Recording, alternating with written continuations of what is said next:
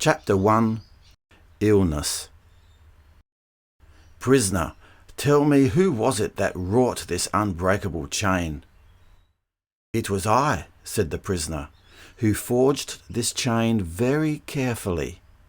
Tagore, Jatinjali. Weeks I lay there. When I first lay down in that little room, the sun was setting every evening well to the northward of the spire I could see from my window, far across rolling hills, laden then with the gorgeous foliage of autumn. I saw it creep daily southward. In illness, one treasures the minutest details of the changing day. And evening came. I had feared lest it be cloudy, when the slim spire, at sunset, pierced the golden globe itself, and the buttressed shoulders of the church stood out dark and sharp against the burning background, a picture unforgettably etched in gold.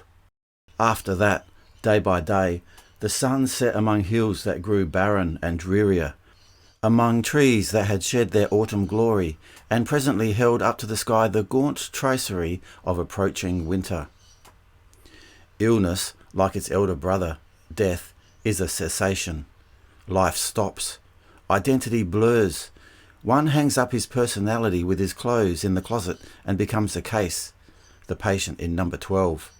No longer quite a man, but a condition, a problem, stretched out there for daily examination, looked down upon, peered into, charted on paper with graphs like the rise and fall in the price of wheat. It is this indignity, even more than the pain and the weakness and the boredom, that makes the experience, for a man with any imagination, difficult to bear. To be something, and then to be nothing. It is no doubt one of the commonest of human experiences. Since I myself have known it, it seems as though all the world had been ill.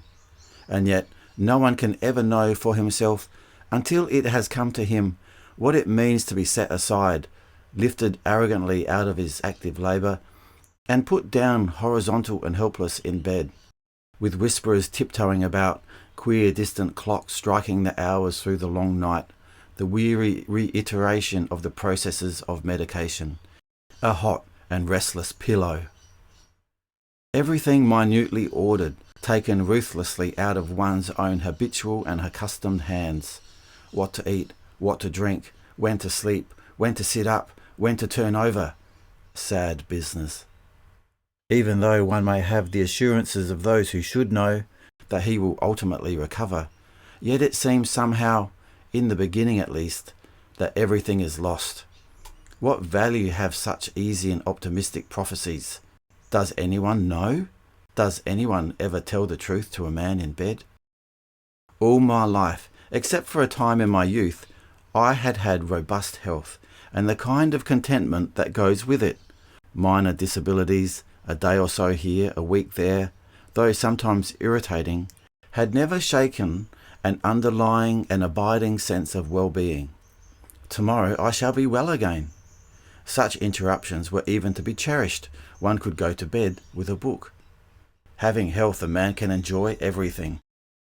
The mere fact, consciousness, these forms, the power of motion, the least insect or animal, the senses, eyesight, love.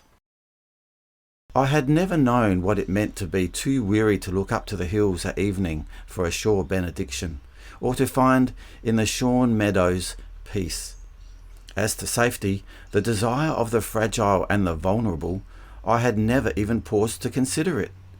I had within me, however deeply hidden, a certain jollity of mind pickled in the scorn of fortune. I did whatever offered itself strongly to my taste, sometimes adventuring in the country where I had lived so many years. It is beautiful enough most of the time for gods to dwell in, and sometimes employing myself in grubbing labour that brought me friends I liked or money I needed. It seems to me now, as I look back, that I wanted nothing I did not have. I enjoyed a kind of busy contentment of oblivion, like that of a child, of which, when one asked me seriously, "Will it endure through the hard time coming?" I made believe I did not hear, glanced at the long shadows that lay across my garden, and turned another page in the labour of my day. What did it matter? I was content. Life is a process which gradually jolts our self-sufficiency into understanding, possibly even serenity, if we can endure long enough to complete the process. How well I remember now the onset of my illness. At first, sly hints and warnings, to which I paid slight attention.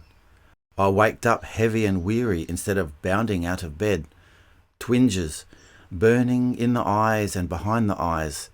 There were mornings when I had no joy in what I saw, nor cared for what I heard. At first I kept quiet, and made a joke of it. Only weaklings went to doctors. There were moments of anger, moments of surprise, moments of downright fear. I had somehow offended nature, and would make my offering in humility, praying that the fire might descend and the earth smile again. On the day that I went away from home, I remember vividly Harriet standing there in the doorway. We are northern. Our race is northern. We do not easily express all we feel, but I knew.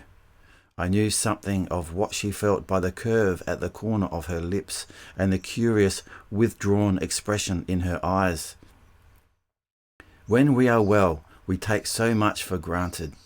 This too, this painful parting, was an uncalculated element of a new experience. One is singled out for suffering. He goes alone. He takes no one with him. I remember the dismal railroad journey, noisy, close, hot. Now that the mind had surrendered, it was not all a joke. It seemed impossible to keep from thinking of each different symptom, wondering, calculating, dreading.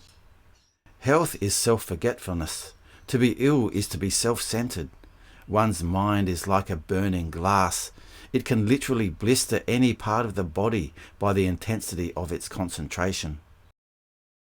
8 doctors there were with their diagnostic indications, and beyond them a foreordained and predestined terror awaited the surgeon.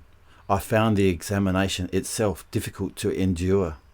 It was humiliatingly familiar, a challenge to one's dignity and personality, something positively obscene. I knew better at a later time the understanding, yes, and the sympathy that lay back of those painful probings. But at the moment it was hard to bear. It seemed somehow the end of everything.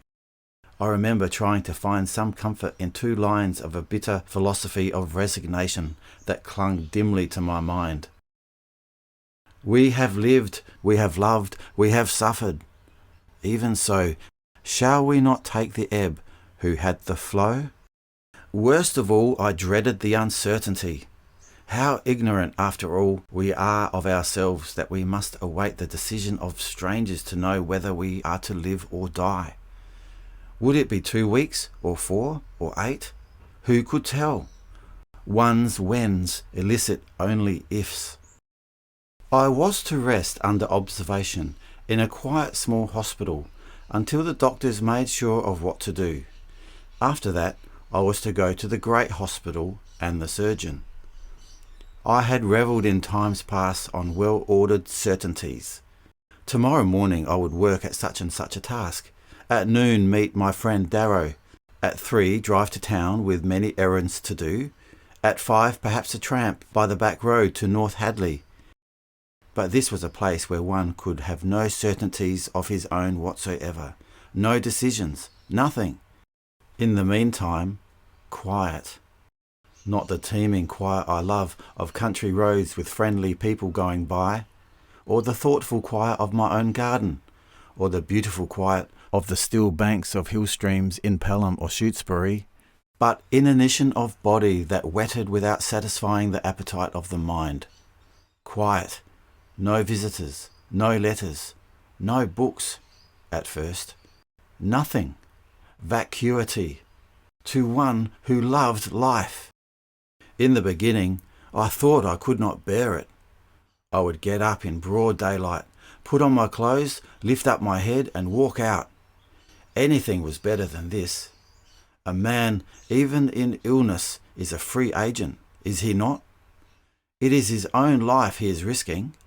How could one lie watching forever the angle of light that came through the half-opened door? How listen with straining ears to sounds of distant pain or lonely weariness? How pretend to a hopefulness one could not feel? It was all wrong. They could ensure indeed quiet for the body, but what man among them all possessed the genius to still the beating mind? Who could minister to that part of me, the hot core of me, they did not find indicated after the last X-ray plate had been taken, which even the cunning pathologist, with his delicate instruments laying me apart after I am dead, will not discover? Yes, this was the end. This was the irretrievable experience. Strange it should come in this way.